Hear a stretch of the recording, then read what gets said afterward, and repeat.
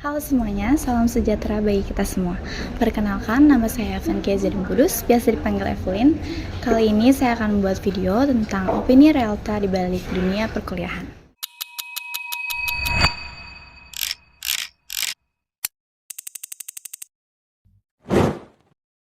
Sebelum itu, perkenalkan juga nama saya Listiani, biasa dipanggil Listi. Nah, tadi setelah apa yang Evelyn katakan, dunia perkuliahan nggak cuman hanya soal mahasiswa yang fokus kuliah aja, tapi ada juga mahasiswa yang kuliah sambil bekerja. Nah, di sini kita akan membuat video tentang bagaimana sih opini-opini mereka, yaitu para mahasiswa yang sambil bekerja, struggle-nya, result-nya apa, dan di balik itu tuh apa realitanya seperti itu. Mari kita lihat videonya dan watch out.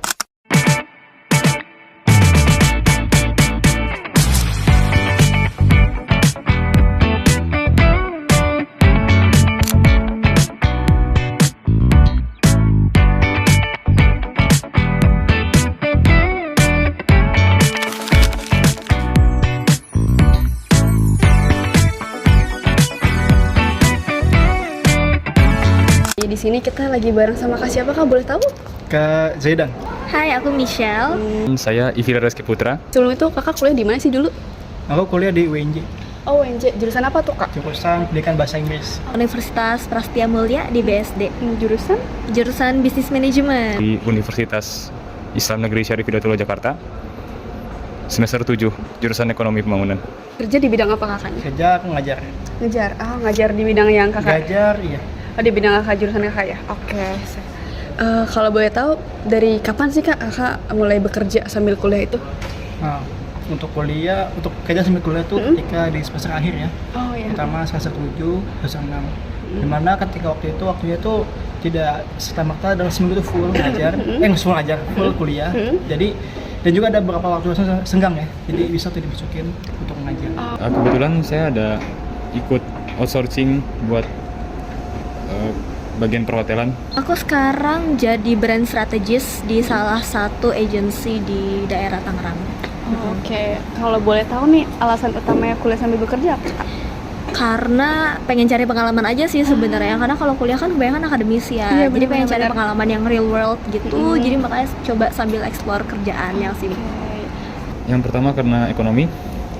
Yang kedua itu karena kalau kuliah doang itu rasanya tuh gimana ya? Nggak ada pride-nya gitu, nggak ada terlalu banyak masuk hal-hal teoritis, jadi prakteknya nggak ada gitu. Pengalaman lapangannya nggak ada. Tentunya saya meyakini ya bahwa kuliah itu hanyalah satu jenjang saja. Dan pembelajaran konkret ialah pembelajaran di luar kelas. Saya melihat bahwa adanya ketertarikan atau korelasi antara mengajar dan kuliah. Karena itu saya melihat waktunya masuk, kesempatan yang ada, maka dari itu saya gaskan. Mantap.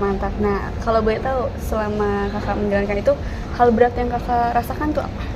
Kalau saya sih merasakan paling berat ya, mungkin ketika ada suatu opportunities atau kesempatan yang tiba-tiba itu ada tapi bentrok oleh kegiatan kuliah.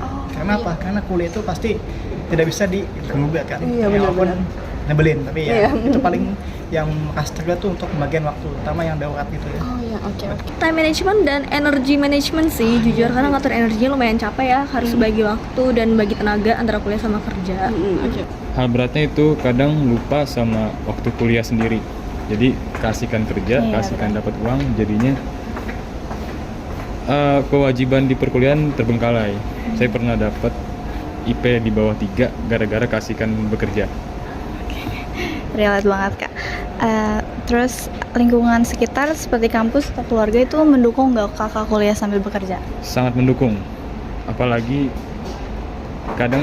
teman-teman itu ya melihat potensi ya kan buat nambah-nambah uang jajan. Kadang mereka juga pengen ikut. Jadinya ya sangat tersupport lah. Apalagi keluarga juga senang juga kan, mereka nggak harus mengeluarkan banyak biaya lagi buat saya gitu. Jujur aku tinggal di asrama karena aku merantau ya.